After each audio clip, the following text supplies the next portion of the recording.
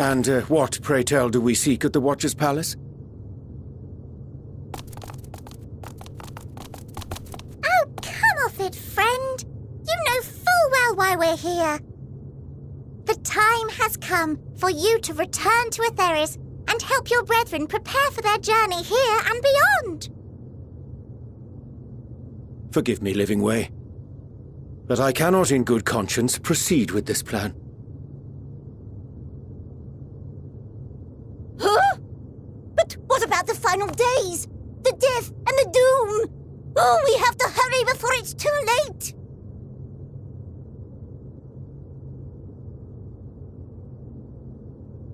Your unflagging commitment to your duty is endearing, to say the least.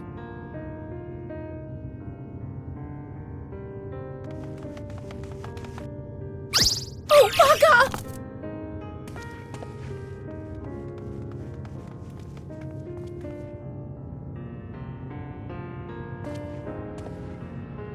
Be at ease. They bear you no grudge, nor do I. How could we, having come to understand your purpose? For millennia, you and yours worked tirelessly towards the singular purpose of this heavenly vessel's construction. An arduous feat by any measure. 'Tis clear you have spared no effort. Why, your very names are a testament to your dedication.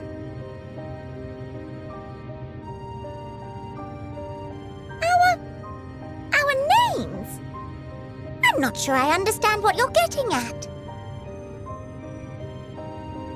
Names are an expression of the self, a declaration of one's hopes and aspirations.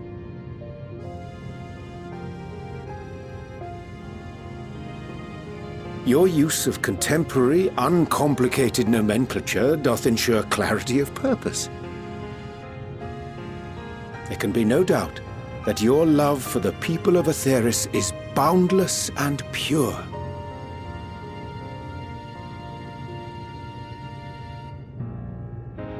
Yes! Yes! A most mellifluous phrasing! We Loporrits were born of Heideland's love for Etheris. That shining, shimmering blue jewel, brightest star in the sky, brimming with life and possibilities. For as long as I can remember, I've toiled in anticipation of the day when this vessel might be needed. All I've ever wanted was to meet those she cherished so dearly, to serve and serve well. That goes for all of us, don't you see? So help us help them. Lead them here where we can keep them safe. If there's anything wrong with what we've built, we'll fix it. We'll make it right.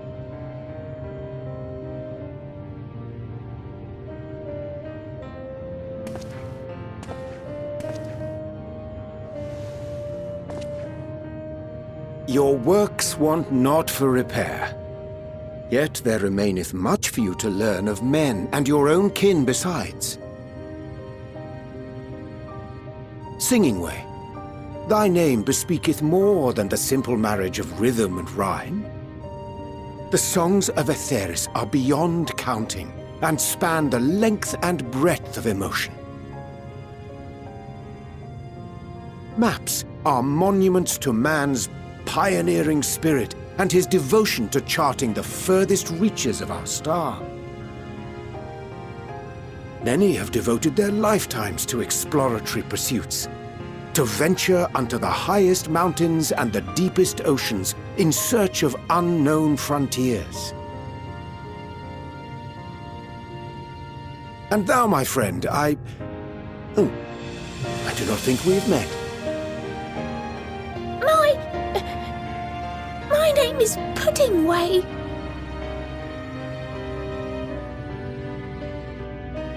Pudding Way? Yes, indeed. A name of deep and abiding significance, I'm sure, but one perhaps better communicated through delicious deeds than tasteless words. A judicious application of fey magics at a later juncture may be appropriate.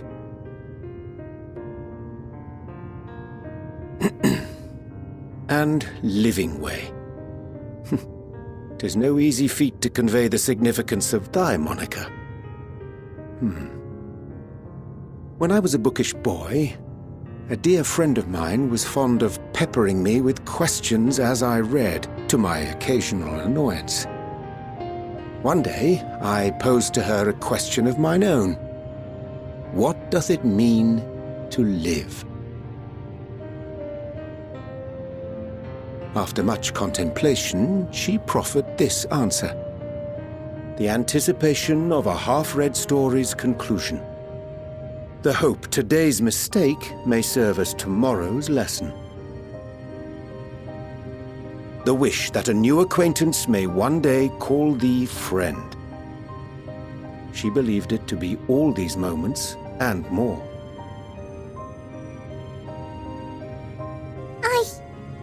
I want to understand, but... I, too, still labour to find mine own answer. 'Twould be my pleasure to assist you and yours in embarking on a journey of self-discovery and enlightenment.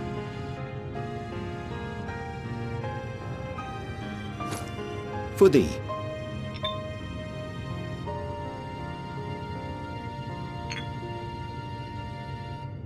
Ink as blue as the waters of Aetheris. Made in haste, though I assure thee, the quality has not suffered for it.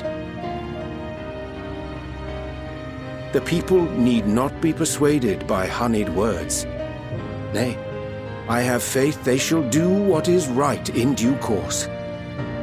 Until they do, I beg your patience, friends. And with that ink, let us fill the empty pages of Living Way's compendium. An open exchange of ideas will surely afford you all a better understanding of modern man, and with it, ideas for improvements and renovations. But more importantly, it shall empower us to together find a way forward.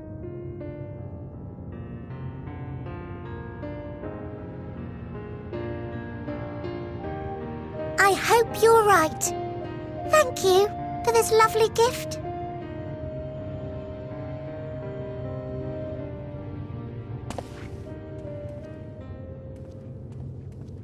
There you have it.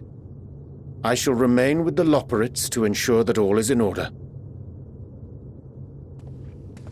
Though we must needs prepare for every eventuality, you would all agree that the evacuation of our star is a last resort. To accept failure is to accept the demise not only of our star, but that of Reen's, of all reflections, and the souls that call them home. Which is why I have every faith that you shall fight to the last, that such drastic measures may prove unnecessary. Should the worst come to the worst, and I pray deeply that it won't, I'll take comfort in knowing preparations were made under your watchful eye. Aye, thou mayest be assured that if calamity cometh, not a soul will be left behind, if being the operative term.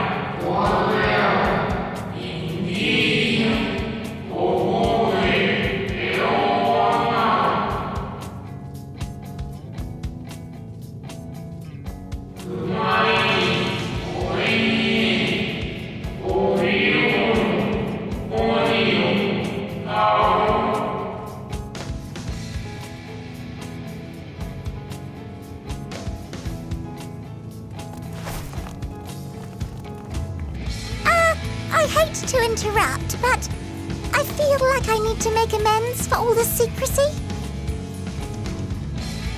Think nothing of it. We haven't been the most gracious of guests. Do convey our apologies to Growingway and the others. But of course! And when next we welcome more guests from Aetheris, we'll have learned to be much more hospitable hosts.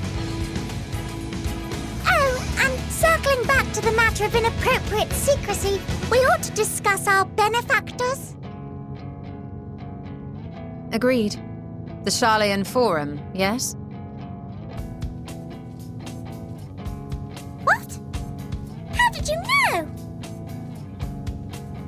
The more I heard, the more obvious it became. The Forum's aims align closely with those of your anonymous patrons. A telling coincidence would be an understatement. Though had we not taken it upon ourselves to peruse certain restricted tones in Labyrinthos, we might still be unaware of their plans. But let us continue this discussion upon our return. I dare say we have kept Alphino and the others waiting long enough.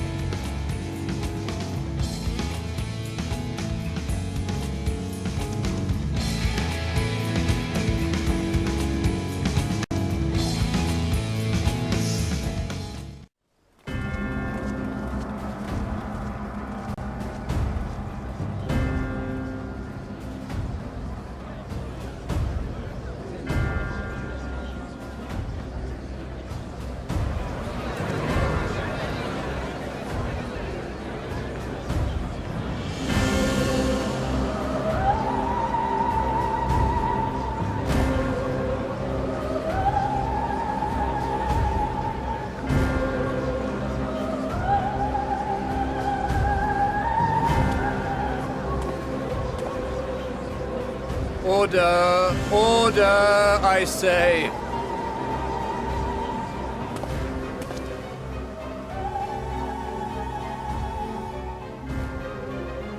I thank you all for gathering here on such short notice.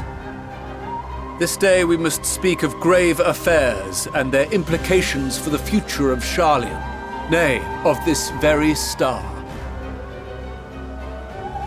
Said affairs concern all citizens, and so we have called for a public assembly.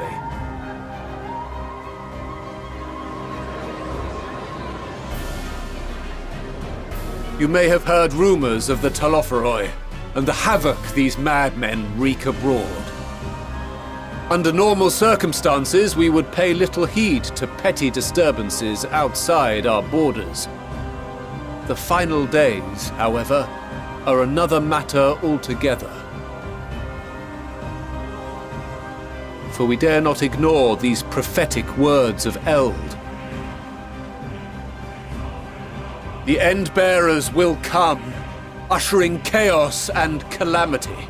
The final days descend and devour the very star.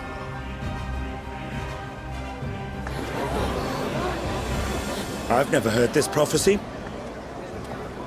Is it true? Will all that really happen? Calm yourselves. The time has come to speak of the Forum's most sacred duties. But first...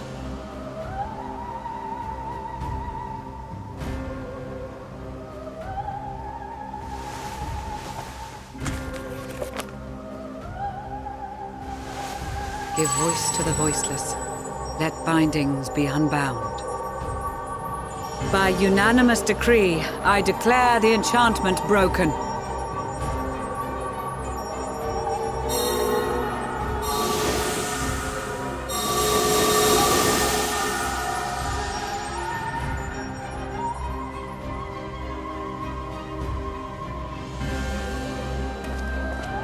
Master Leveilleur, if you would. Very well.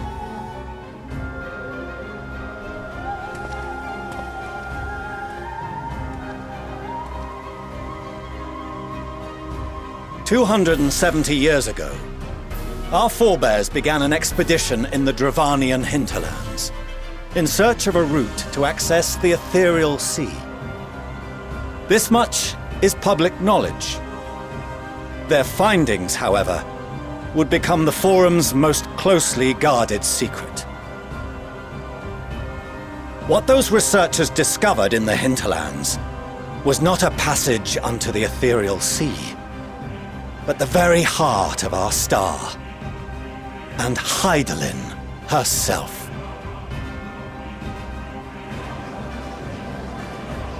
She spoke to them of a calamity that would extinguish all life, and of a means by which we might be spared. The moon. 'Tis in truth a gargantuan vessel built to serve as sanctuary for her children and deliver them from this doom. Much like Nunkref's hope in ages past, it will bear the people of a world in the throes of death to a new home. Needless to say, this will be no small undertaking. To facilitate the great work, the Forum has maintained close contact with the servants of Hydaelyn, who presently reside on the moon. Convinced that the foretold end was all but inevitable, we began amassing a wealth of knowledge, not merely for the betterment of our nation, but in preparation for the journey to come. You reveal this to us now? By the gods, how long do we have?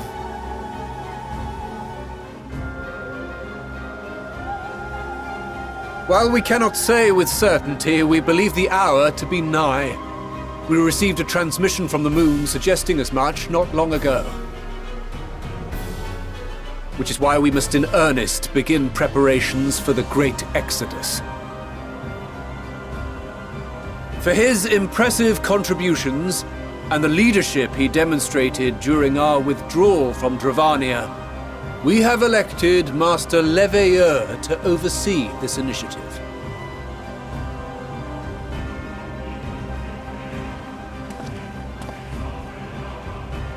Fellow scribes and scholars, my countrymen, we face a threat of unprecedented scale. We must challenge the trials before us with composure and conviction if we are to find salvation. The wisdom of Sharlayan has ever been a shining beacon in the darkness, and so it shall continue to be. It is our solemn charge to see our heritage preserved for future generations. For those who will come after, we will brave a new frontier.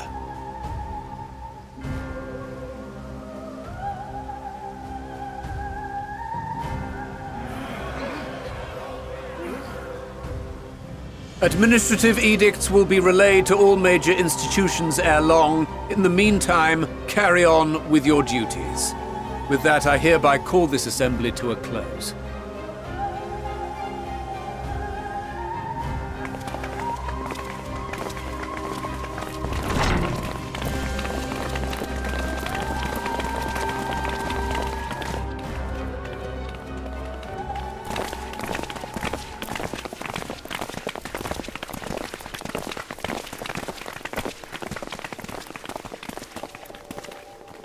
Do you remember what Mother told us when we visited home? That it wasn't until after we were born that Father seemed to lose himself in his work. If that great work of his was the evacuation of this star, then... Yes. It wasn't for his benefit.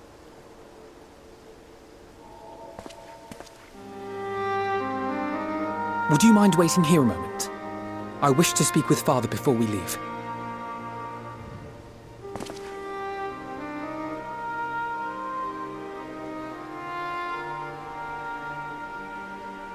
Thank you.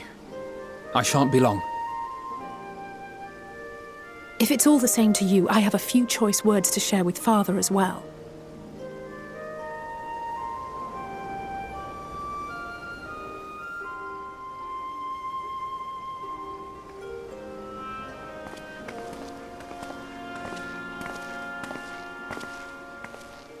So, come to call us cowards and bid us join your fruitless battle against the inevitable. Nay, we do not object to the Forum's proposal. On the contrary, those who wish to flee have every right to do so. Urianger is cooperating with your associates on the Moon to ensure that all is ready should evacuation be our only recourse. Then whatever your business, I suggest you be brief. Though we cannot boast the boundless wisdom of Sharlayan, we have first-hand knowledge of foreign cultures and have conversed with no small number of peoples. These experiences have taught us fundamental truths that cannot be recorded in any tome, nor charted on any map. The beating heart of this planet is its people, many of whom would give anything, even their lives, to protect the lands they love. Many may choose to join you in the end. But what of those unwilling or unable, for whom escape will never be an option? What would you have them do? To ignore the plight of those one might conceivably save is not wisdom, Father. It is indolence. This is why we choose to fight. We'll not ask for your understanding, Father. Only that you don't turn a blind eye to the good we have done, that we can still do. We're not children in need of protection. Hold fast to your principles and let the world burn if it please. But we believe there is still another way. And if there is, we will find it. You see if we don't.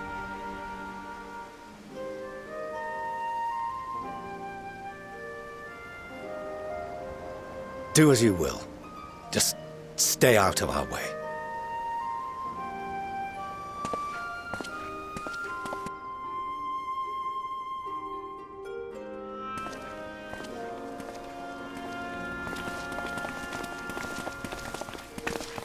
Were he not so consumed with self-righteousness, he might tell you how proud he is of you both. Bold words call for bold action, and there'll be no turning to your father should plans go awry. As if I ever would. So long as there are those who wish to stay and fight for this star, we have to do what we can to help them.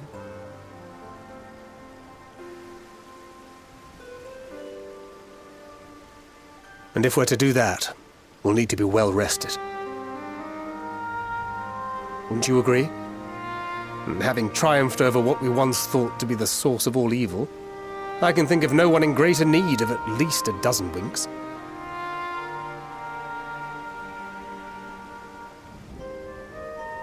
Shall we then? To the Annex, to prepare for tomorrow.